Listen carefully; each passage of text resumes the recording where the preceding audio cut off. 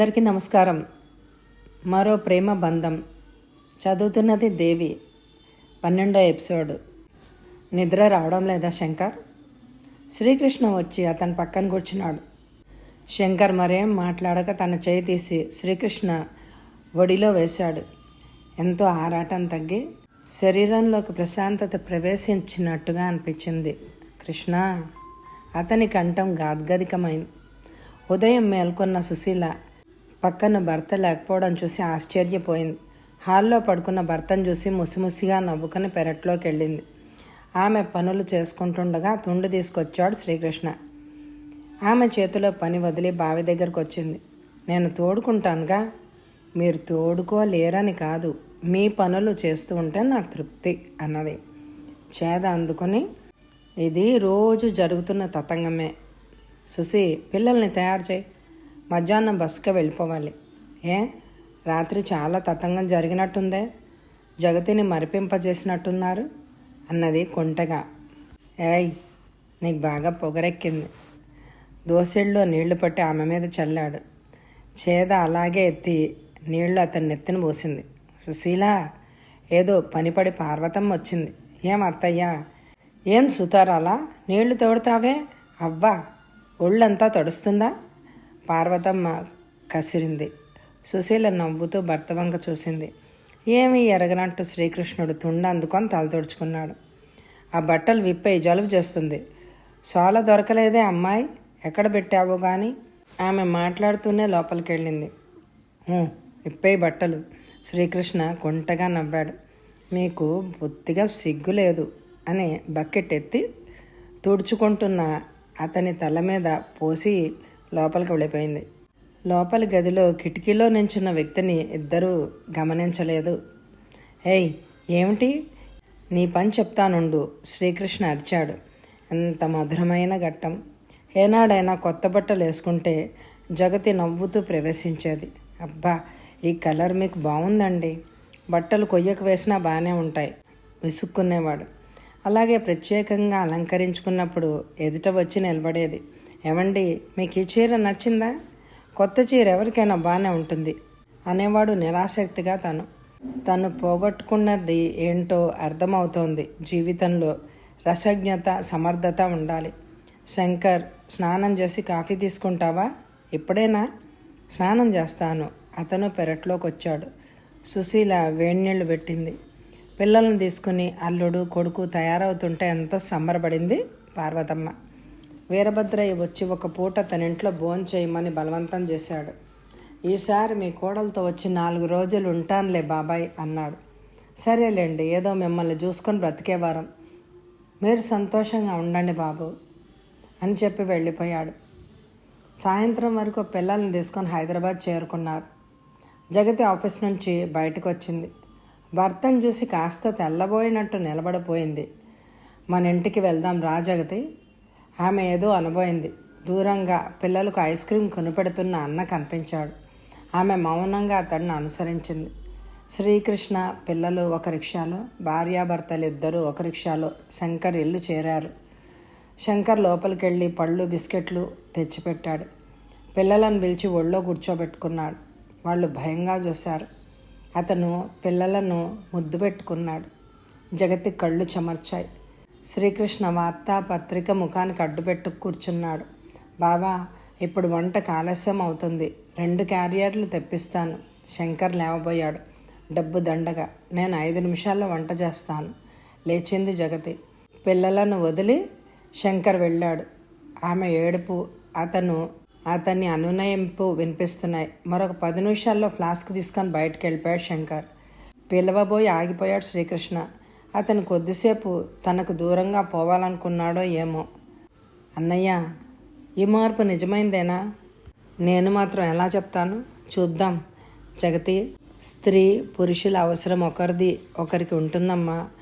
మీరు మరీ పురుషుడి ఆధిక్యత ఇచ్చి పాడు చేస్తున్నారు. కొన్ని పనులు అతన్ని చేయని. ఆమె మాట్లాడలేదు.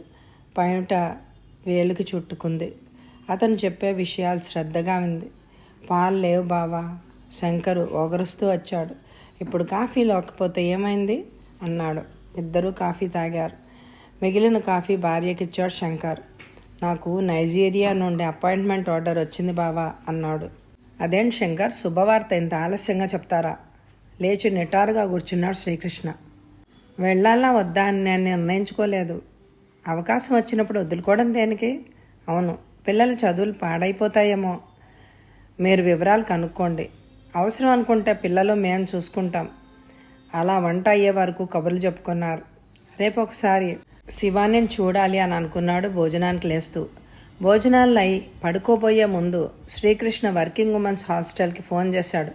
జగతి ఆ రోజు రావడం లేదని. శ్రీకృష్ణ చేష్టలుడిగి ఒక్క అడుగు ముందుకు వెయ్యలేనట్టు నిల్చుండిపోయాడు. సందేహం లేదు, శివానే అనుకున్నాడు కొట్లోని స్త్రీని చూసి. ఆమె ఆరిందాలా బేరం చేస్తోంది. బయట 12 రూపాయలకు డజన్ ఇస్తేనే నాకు 10 ఇవ్వండి బాబు అని ఒకరితో అన్నది.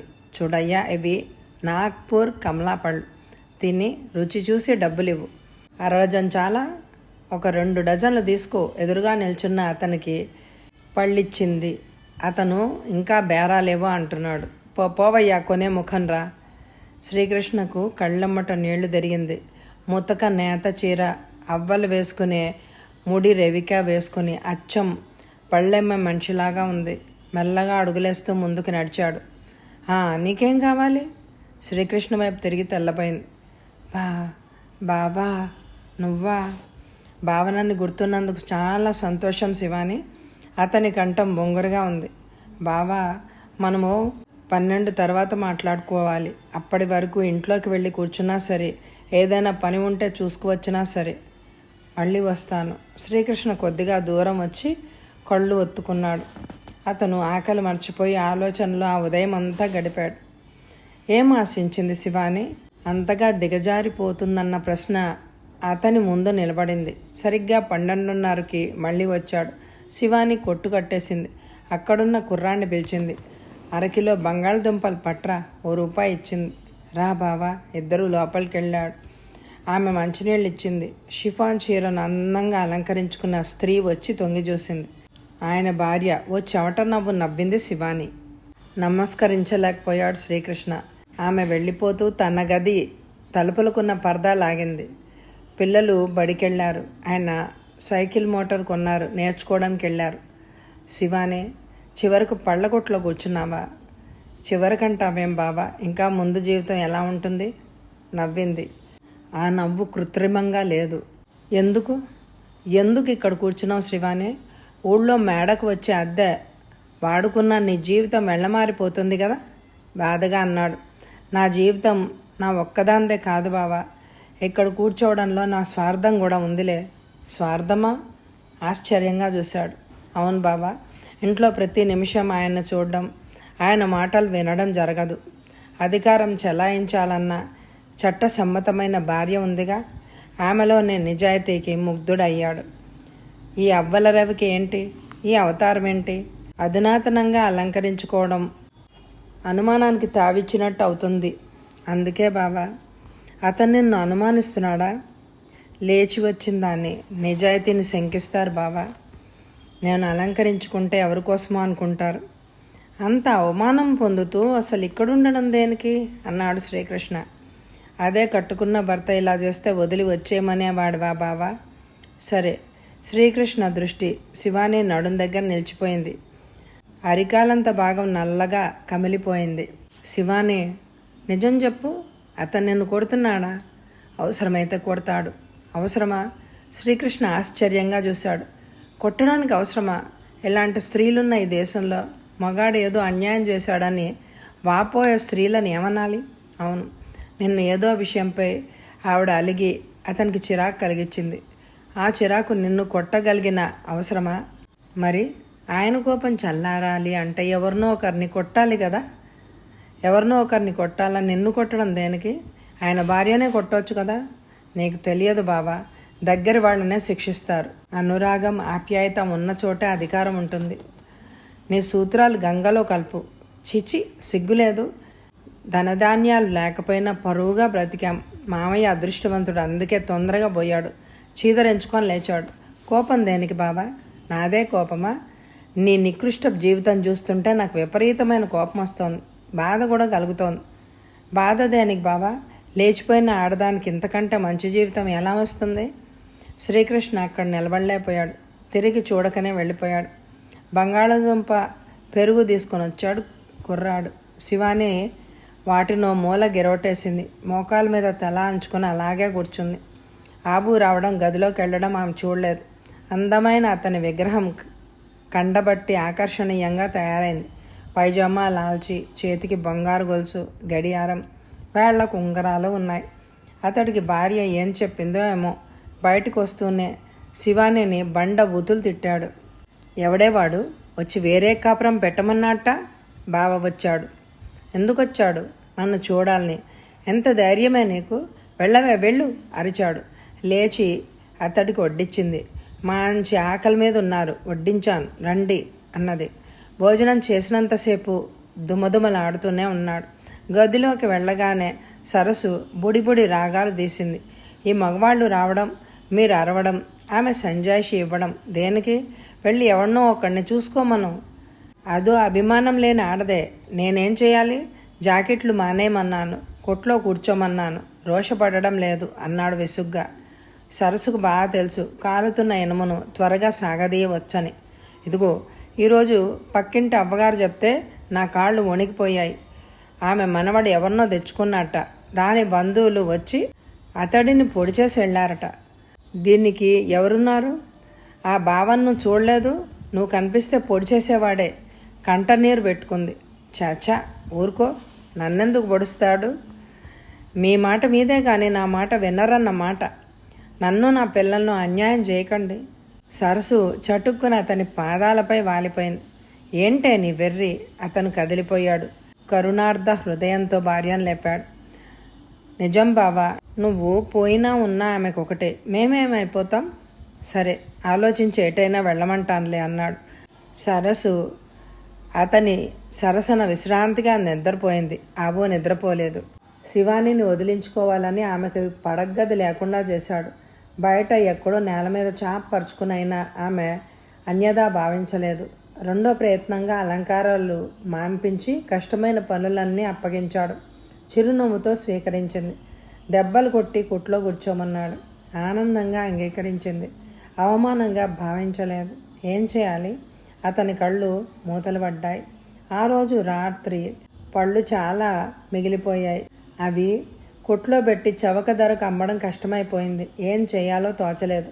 అది కాదయ్యా, కొందరు 1-2 పళ్ళు కొంటారు. కొట్టు ముందుకు రావాలంటే సిగ్గుపడతారు. గంపలో ఎత్తుపోయి నేనే అమ్ముకురానా? కుర్రాడు అడిగాడు. ఏదో ఒకటి చెయ్యి, లేకపోతే తలకాయ నొప్పి, అన్నీ మురిగిపోతాయి అన్నాడు. వాడు బుట్ట నిండా తీసుకెళ్ళి 2 రూపాయలు తెచ్చాడు. అలా తక్కువకిస్తేనే కొన్నారమ్మా అన్నాడు. ఎంత చౌకైనా మరీ 2 రూపాయల? శివాని అంచనా వేసింది. రూపాయికి డజను బత్తాయిలు అమ్మినా బత్తాయిలే 30 రూపాయల దాకా వస్తాయి. సపోటాలు, కమలాలు, 5-6 యాపిల్ పళ్ళు కూడా ఉన్నట్టు గుర్తు. అంత అనుమానం అయితే మీరే వెళ్ళి అమ్ముకోండి. మంచికి పోతే చెడు ఎదురవుతున్నట్టుంది. తట్టా డబ్బాలు పారేసి వెళ్ళిపోయాడు అతను. శివ ఆబు ప్రేమగా పిలిచాడు. ఆమె ఏమిటి అన్నట్టు చూసింది. సాయంత్రం నువ్వు వెళ్ళి కాస్త చూద్దు. పళ్ళు అమ్మమంటారా? అమ్మితే తప్పేంటి? మన పనులు మనం చేసుకోవాలి కాస్త తీక్షణంగానే అన్నాడు. తప్పని నేను అనలేదే అన్నది. శివాని ఆలోచిస్తూ ఆమె బయటికి వెళ్ళిపోయింది. మరి పళ్ళమ్మమంటే అందరూ ఏమనుకుంటారు? సరస్సు అడిగింది. దాన్ని పంపించమంటావు, పంపించడానికి మార్గాలు వెతికితే అడ్డుపడతావు. ఆవిడ గాని పోదు. సరస్సు మొహం తిప్పుకుంది. మర్నాడు కుర్రాడు నెత్తిన బుట్ట, తన చేతి సంచిలో పళ్ళు నింపుకొని వీధిలోకి తిరిగింది శివాని.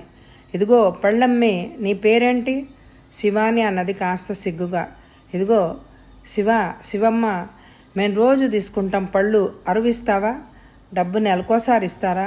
అవును, ప్రతి 1వ తారీఖు నాడు ఇస్తాం. సరే. మొన్నాడు చిన్న నోటు పుస్తకం తీసుకొని వెళ్ళింది. అందులో అందరి ఖాతాలు రాసేది.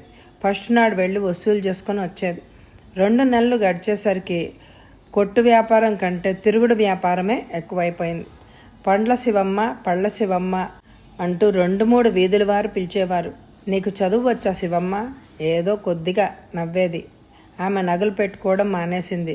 కారా కిళ్ళి నమలడం ప్రారంభించింది. వేలిముడు వేసుకునేది. అదిగో ఆ పళ్ళమ్ముతుంది చూడు, సేటుగారి పెళ్ళమంట, ఏం కర్మో చూడు, లేచొచ్చిందిట. అవునమ్మా పాపం, ముసలాడికిస్తే మరేం చేస్తుంది, పిచ్చిది. ఆ సానుభూతి భరించలేకపోయింది. వచ్చే ఎపిసోడ్లో కథ కొనసాగుతుంది. తప్పకుండా ఈ ఎపిసోడ్కి ఎక్కువ లైకులు ఇవ్వండి. ఎండ్ స్క్రీన్లో పెట్టే ప్లేలిస్టులు అందరూ ఓపెన్ చేసి వినండి. Thank you very much my dear friends.